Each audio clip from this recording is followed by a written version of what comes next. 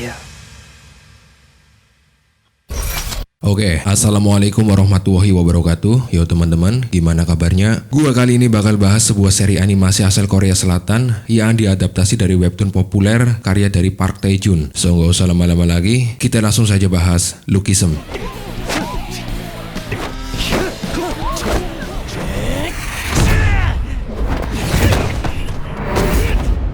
Cerita dimulai saat seorang siswa bernama Park Hyung Sok yang saat itu sedang dibully oleh para siswa berandal yang diketuai oleh Lee Tae Sung. Hal itu sendiri seakan sudah menjadi rutinitas yang menyakitkan bagi Hyung Sok sejak dia masuk ke sekolah tersebut. Hyung Sok sendiri hanya bisa pasrah, sadar dia hanya seorang dari keluarga yang miskin, lemah, dan yang akan sering dibahas di serial ini adalah karena dia tidak good looking, yang membuat orang-orang selalu memandang rendah dirinya.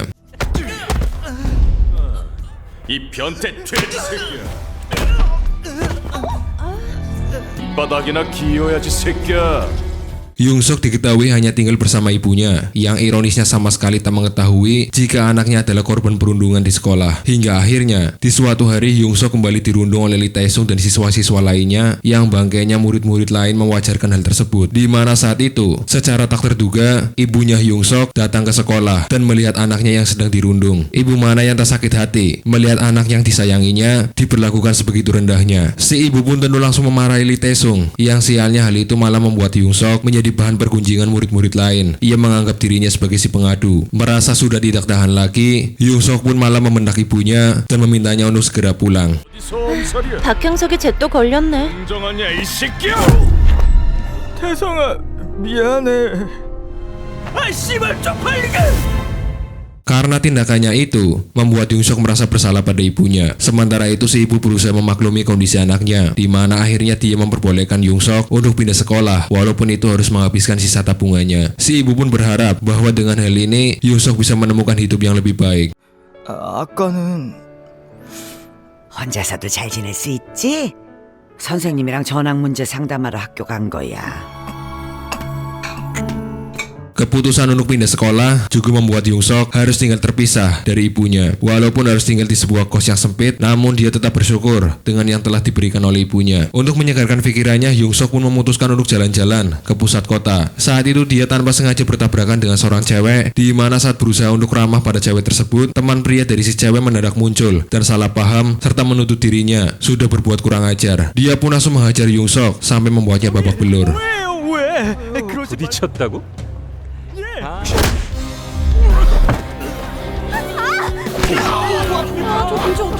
꽉 물어라. Insiden itu ternyata tersebar di sosial media. Yang ironisnya, Hyung Sok malah menjadi pihak yang paling disalahkan dan menjadi bahan bulian. Hyung Sok pun hanya bisa menangis, sampai akhirnya dia pun tertidur hingga saat terbangun. Hal mengejutkan pun terjadi, di mana dirinya sekarang berada di tubuh lain yang sangat jauh berbeda. Sementara tubuh lamanya terlihat sedang tergeletak tidur. Hyung Sok pun berusaha membangunkan dirinya, namun hal itu malah membuat tubuh barunya tertidur. Hal serupa pun terulang saat dia membangunkan tubuh barunya, yang akhirnya membuat Hyung Sok pun tersadar dan mulai terbiasa dengan kondisinya sekarang. Dan meski masih merasa aneh dengan apa yang terjadi, namun dengan tubuh barunya, sekarang Hyung Sok merasa bisa memiliki harapan untuk merubah kehidupannya. 목소리도 변했어. 바꿀 수 있어. Esoknya saat Hyung Sok berangkat ke sekolah barunya, dia pun langsung menjadi pusat perhatian semua murid di sana. Diketahui sekolah baru Hyung Sok adalah sekolah kejuruan Jaewon, di mana karena nilainya yang tidak terlalu bagus di sekolah sebelumnya, Hyung Sok pun hanya bisa masuk ke jurusan desain mode. 형석이한테 잘해주고. 박형석입니다. Yang cukup mengejutkan adalah Hyung Sok yang ternyata sekelas dengan Kim Mi Jin yang adalah cewek yang dia tabrak sebelumnya. Di sana juga ada Lee Jin Song yang sempat memukulinya. Selain mereka berdua, di kelas itu juga ada siswi bernama Park Hanel yang memang cukup genit, di mana begitu melihat paras Hyung Sok yang tampan, dia pun langsung memepetnya. Ada juga seorang siswa bernama Hong Jae-yol yang sangat pendiam dan sangat irit bicara. Kehadiran Hyung Sok di kelas ternyata cukup mengganggu bagi Jin Song yang sadar jika Mi Jin juga tertarik pada Hyung Sok. 생긴 애만 보면 바로 들이댄다니까. 난 하늘이야. 잘 부탁해. 미진이도? 아, 좀 적응 안 된다고 박하늘. Kemudian saat di kantin, Hanel yang dari tadi mengikutinya kemudian menjelaskan ciri khas dari masing-masing jurusan yang ada di SMK Jaewon. Hingga saat di tengah pelajaran yang terasa sangat membosankan, Yongsok pun mulai merasa mengantuk hingga akhirnya saat dia tertidur, dia pun malah terbangun di tubuh lamanya yang tentu membuat dia panik setengah mati. Beruntung saat kelas sudah selesai, Hanel berhasil membangunkan dirinya yang ada di kelas. 엄마 게임. 살았다. 고마워 하늘아. Sadar dengan kondisi itu, ditambah dia butuh uang tambahan, Yongsok pun mencoba untuk melamar sebagai pegawai Toserba, di mana tubuh lama dia akan gunakan untuk bekerja di malam hari, sementara tubuh barunya akan diaktifkan di siang hari. Sialnya di hari pertamanya bekerja, dia malah harus bertemu dengan Jinsong dan ketiga kroconya. Kita sebut saja mereka sebagai trio kacrut yang juga merupakan teman sekelasnya. Jinsong ternyata masih mengingat wajah Yongsok, walaupun dia tak menyadari jika Yongsok yang ada di depannya adalah Yongsok yang sama yang menjadi siswa baru di kelasnya. Namun begitu teringat saat Mijin yang tertarik pada Yongsok, Jinsong pun langsung naik darah dan akhirnya menghajar Yongsok, dan bahkan saat itu trio kacrut dengan tega menelanjanginya untuk kemudian mereka rekam. Hal itu mereka gunakan untuk memeras Yongsok agar mereka bisa mendapatkan rokok secara gratis.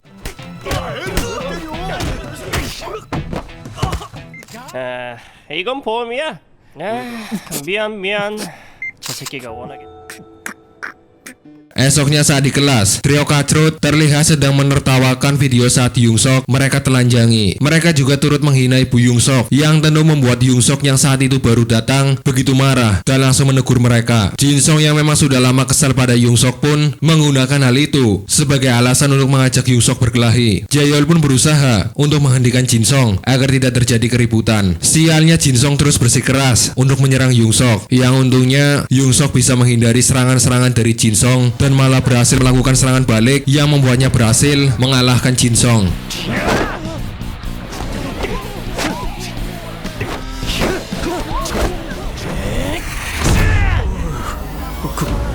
그렇게 세게 쳐. 아이 쪽팔려.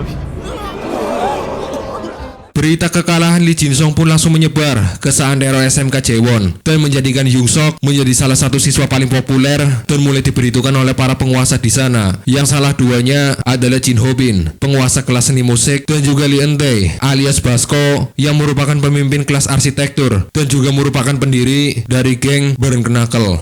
날려버린다. 잘생겼는가? Malamnya saat bekerja, seorang pelanggan terus menatap Yongsok dengan sinis, dan yang membuatnya sedih adalah kenyataan bahwa cara pandang orang pada dirinya akan sangat berbeda ketika dia menggunakan tubuh baru dibanding saat dia menggunakan tubuh lamanya. Dan jelas, hal tersebut sama sekali tidak adil. 바라보는 시선은 Kembali lagi ke cerita, saat itu ada seorang bocah yang nekat mencuri rokok di Toserba. Yongsok yang berusaha mengejarnya pun akhirnya tahu jika si bocah dipaksa oleh trio kacrut. Sialnya lagi, mereka kembali merundung Yongsok dan memaksa dia dan si bocah untuk saling berkelahi. Beruntung saat itu ada Basko yang secara kebetulan melintas di area tersebut. Trio kacrut pun langsung ciut dan langsung kabur karena sadar dengan kekuatan yang dimiliki oleh Basko. 미안. 한 번만 더. 너희들 나쁜 놈들인가? Perlu diketahui, meski terlihat seperti berandal, namun Basko adalah orang yang sangat membenci akan perundungan. Dan dengan kekuatan yang dimilikinya, dia pun sebisa mungkin untuk melindungi dan membantu anak-anak lain yang diperlakukan buruk oleh para tukang bully. Saat itu Yongsok pun baru mengetahui jika si bocah merupakan teman sekelasnya. Dia bernama Park Ji-ho yang memang sudah sangat sering menjadi korban perundungan. 너희들 운동이라도 좀 하든가 해라. Esoknya saat di kantin sekolah, Yongsok yang sedang makan bersama Hanel cukup dikejutkan dengan trio kacrut yang tiba-tiba datang dan so akrab dengannya. Hal itu pun membuat Basko yang saat itu baru datang salah paham dan mengira jika Yongsok adalah seorang pembuli, sama seperti trio kacrut. Tak berpikir panjang, Basko pun langsung mencengkram bahu Yongsok dengan begitu keras yang tentu membuat Yongsok sangat kesakitan. Namun ajaibnya Yongsok berhasil melepas cengkraman itu, bahkan hanya dengan satu tangan, yang tentu membuat semua orang sangat terkejut dengan apa yang mereka lihat. 굴지 마라. 형석이한테 무슨 그러다 다친다. 나왔다. 기분 건건데 어제 만난 사람하고 착각했나봐. Keributan itu pun akhirnya dihentikan oleh Park Bum-jae yang merupakan teman Basko yang sadar jika pertarungan itu dilanjutkan, Basko bisa saja terluka. Melihat kekuatan Hyung Sok, trio kacrut pun semakin sok akrab dan bahkan mengajaknya untuk hangout bareng. Dan tentu Hyung Sok pun sangat merasa bahagia karena memang dia tidak pernah memiliki teman sebelumnya. 친구잖아. 좋은 생각이다. 친구끼리 신나게 놀아보자고. 자 형서가 다 같이 신나게. Sayangnya hangout yang trio kacrut maksud jauh dari apa yang Hyung Sok pikirkan. Mereka ternyata pergi ke sebuah kedai minum, di mana di sana juga ada Hanel dan juga Jin Song yang terlihat masih kesal padanya. Saat itu trio kacrut terlihat penasaran, di mana dan dengan siapa Hyung Sok tinggal. Karena kapan-kapan mereka juga ingin berkunjung. Bingung harus menjawab apa, Hyung Sok pun mengatakan jika dia tinggal bersama teman yang tak lain adalah tubuh lamanya yang juga meminjamkan baju yang sekarang dia pakai. Hyung Sok juga terpaksa berbohong jika temannya itu sudah putus sekolah dan memilih untuk bekerja di malam hari. Melihat ukuran baju yang dipakai oleh Hyung Sok, trio kacrut pun berpikir jika Hyung Sok tinggal bersama dengan seorang anggota gangster. 저 뻗으면 집에 데려다 줄게. 이 녀석 생각보다 더 위험한 놈이다. 밤에 일한다고?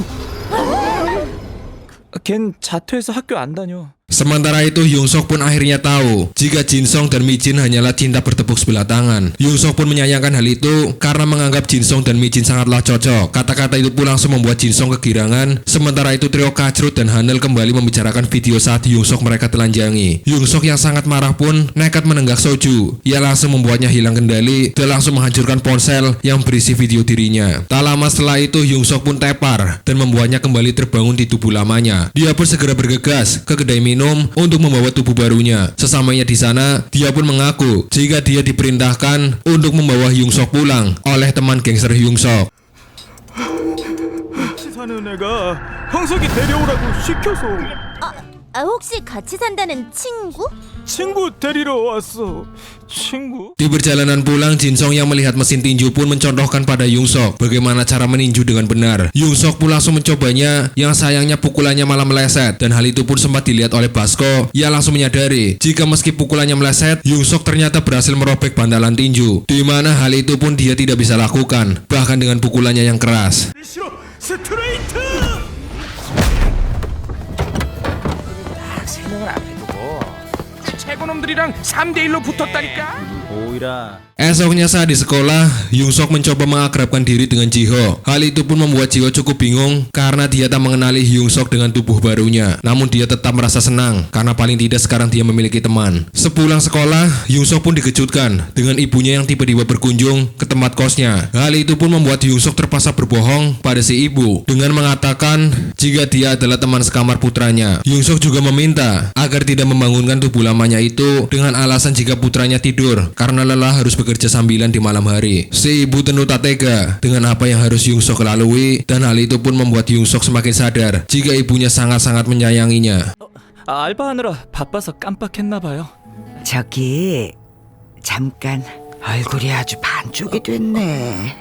Setelah itu Hyung Sok dan ibunya pergi ke sebuah kafe yang ternyata merupakan tempat Park Bum-jae bekerja. Saat itu Basko juga kebetulan di sana, yang akhirnya dia tahu jika Hyung Sok adalah teman sekamar pegawai Toserba yang pernah dia tolong. Sementara itu si ibu pun mulai menceritakan kemalangan Hyung Sok yang selalu dirundung di sekolah lamanya. Tak mau membuat ibunya semakin khawatir, Hyung Sok pun memberitahu jika dirinya bahagia di sekolah barunya. Hal itu pun sontak membuat Basko salah paham dan mengira jika Hyung Sok juga merundung menjaga toko yang pernah dia tolong itu. 친구들하고 잘 지내고 있어요. 정말이니? 저기 친구라서 참 다행이야.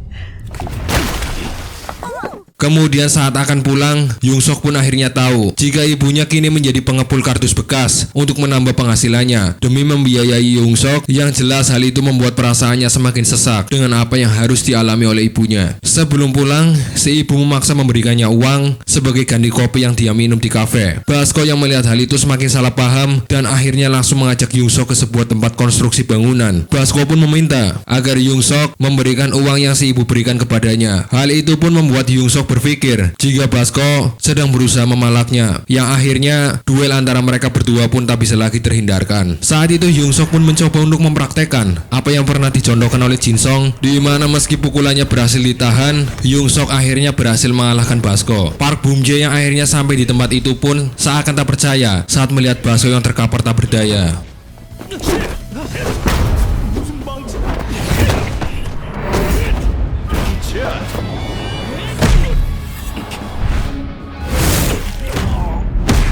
넌 절대로 지면 안 돼.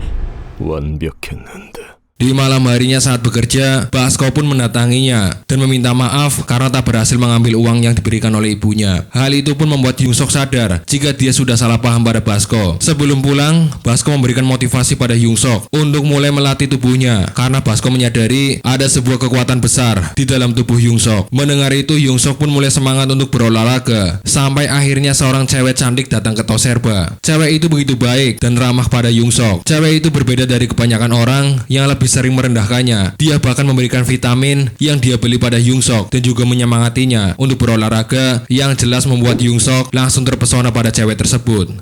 Dan cerita pun bersambung.